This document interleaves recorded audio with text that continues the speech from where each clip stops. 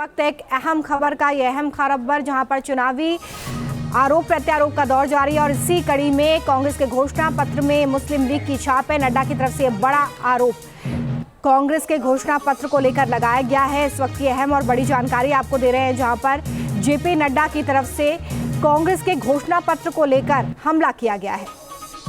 Congress party को जनता ने बार बार नकारा है, लेकिन इसके बावजूद भी कांग्रेस पार्टी तुष्टीकरण की राजनीति से बरआमदा है और तुष्टीकरण की राजनीति से बाज नहीं आ रही है।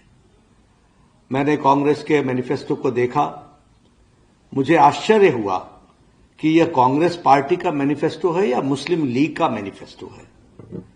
देश को बांटने के लिए और सत्ता को हथियाने के लिए कहां तक कांग्रेस पार्टी जा सकती है, इसका अंदाजा नहीं लगाया जा सकता।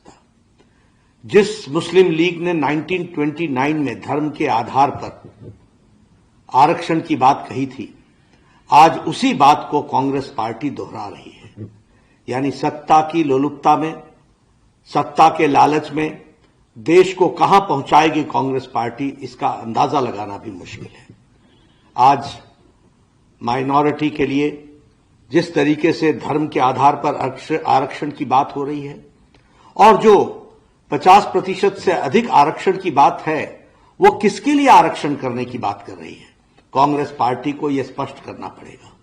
और मैं ये भी कहना चाहता हूं, देश भूल न जाए, यूपीए की सरकार में इन्होंने एक ऐसा कानून बहुसंख्यक समाज के खिलाफ बनाया था जो पार्लियामेंट से पास नहीं हो सका, लेकिन कांग्रेस पार्टी की मंशा साफ हुई थी।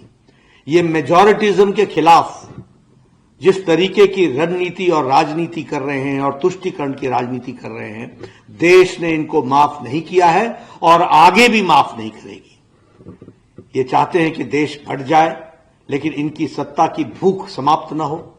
मैं यहां यह भी कहना चाहता हूं, मुझे राहुल गांधी जवाब दें कि वायनाड में नामांकन पत्र में के जुलूस में कांग्रेस पार्टी के झंडे क्यों गायब हो गए? ये तुष्टीकरण की राजनीति कहां तक जाएगी?